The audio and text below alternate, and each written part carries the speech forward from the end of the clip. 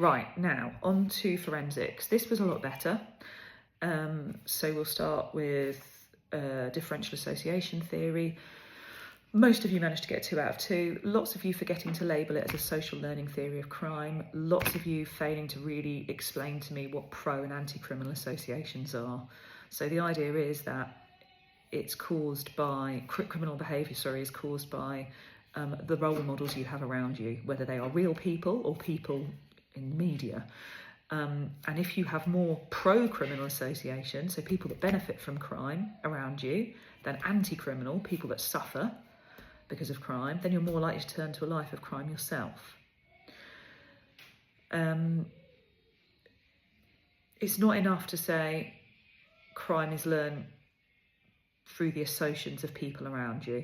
That's correct, but I need more for 2 marks, okay?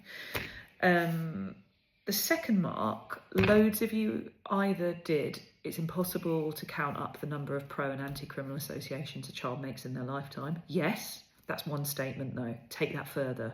Why is that a problem? Because psychology is a science and all these concepts need to be measurable and objective. That doesn't make it measurable and objective. Or lots of you try to explain the abstract notion, AO3 points, so the idea that we don't know where the tipping point is. Is it 5 more pro-criminal than antisocial that tips you into a life of crime? Is it 10? Is it 15?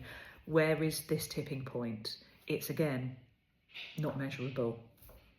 So some of you just didn't give me enough on either for A or B to get the second mark. You don't want to give examiners like the option to sit on the fence and give you 1, because that's tolerance. If they want to give you 1, they will. Give them no choice. Make it so good that they haven't got an option to drop you a mark, because you've said definitely enough, okay? And I don't mean go ballistic and write all outside the lines and down and loads of extra stuff. I mean, fill those, what are they, 4 lines, fill them. Yeah, that's, generally speaking, the amount of lines they give you relates to how much you should be writing. That's always what my line manager says. Okay. Question 5, outline Eysenk's theory. Lots of you identified correctly that it was neuroticism, extroversion and psychoticism, that if they score highly on those 3, they're criminal. Yeah, that's going to get you 1 mark. Tell me something else. So these 3 traits are due to differences in the nervous system. Fine. Or raise those 3 traits and then tell me what they actually are. So neuroticism means, unstable, unpredictable. Extroversion means thrill-seeking. Psychoticism means totally unable to access any empathy or sympathy. That'd be fine. So lots of you, again, just didn't give me enough for that second mark. And the top-down approach, loads of you didn't actually mention the 2 typologies. So you said it involves typologies and it's in America. Okay, so what are the 2 typologies? That's what I wanted to know. So disorganised versus organised. Tell me a couple of traits that you would see in either of those criminals, okay? And then the essay. So this was better, much, much better. For a lot of you, you had this as your end of unit test essay. It was, or in some way, it was in your forensics end of unit. I made sure of it. So it was either the 6 mark AO1, or it was an 8 marker, or it was a 16. I actually can't remember, but for most of you, you had it in at least 6 marks in that end of unit test. Go back and refer to it. Go back and look at the comments that I made last time. Did you learn from it? Did you, if you hadn't remembered the names of the stages, did you remember them this time? If you hadn't told me what the assumption of anger management therapy is, and let's be clear, the assumption is that irrational thinking leads to negative emotions like anger, which leads to the criminal behaviour and the aggression.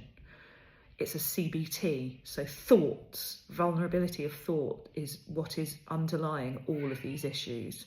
Lots of you that still aren't kind of telling me that or labelling it as a type of CBT. Lots of you are still forgetting what the stages are or not giving me examples of skills that they're taught in skill acquisition. And be a bit realistic, don't just write relaxation techniques.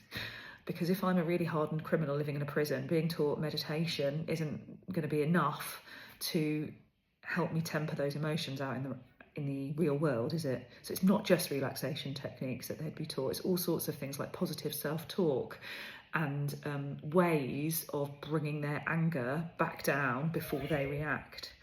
It's complicated, yeah. Now, the AO3,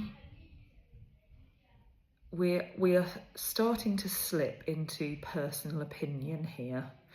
So there's a very big difference between saying this therapy works and has reduced recidivism rates in society because it really does cure anger problems. How do you know that? That sounds like your opinion. And in psychology, we haven't got room for personal opinion. Sorry that you can hear all of this stuff going on behind me. We haven't got room for personal opinion. We want facts. We want objective research. So where's the study? Even if you can't remember the study, and it was Keene, here's one of the studies I taught you. So even if you can't remember the study, just say research shows that this therapy really works. It reduces recidivism. That sounds so much better than this works, because how do you know that? So you really need to get used to, when you're writing AO3, first of all, signposting it, because so many of you are forgetting to signpost. And I don't know whether you're telling me, in this essay it wasn't so bad, but the previous one in Biopsych, it really wasn't good. Are you signposting this to use it as AO3 to support or refute the therapy? Or are you just illustrating how it would work? You need to be careful with that. So it's not your personal opinion, it's an objective fact. It's a study has shown that, or psychologists have suggested that.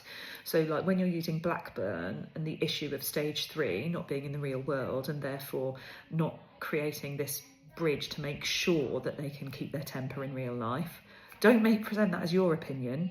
A psychologist has criticised anger management therapy and said, don't make it your opinion. That's not scientific. Make it a psychologist's opinion, okay? So the big takeaway from this essay is, even if you can't remember the names of psychologists, just keep saying research has shown, a psychologist has suggested that, psychologists have said that, yeah, make it objective. And make sure you have 5 separate AO3 points.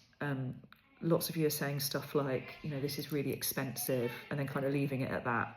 Well, what does that mean? It means that barely anyone has access to it, and therefore it has limited effectiveness. Or, you know, it requires a really highly trained specialist, especially for stage 3. Absolutely. Therefore, we haven't got the money in the prison service to make that happen, and we need more funding in order for more prisoners to be able to access this. So don't just make it like one sentence statements, elaborate them a bit to get the second mark. I hope that makes sense. But on the whole, those essays were much better than the ones in Biopsych.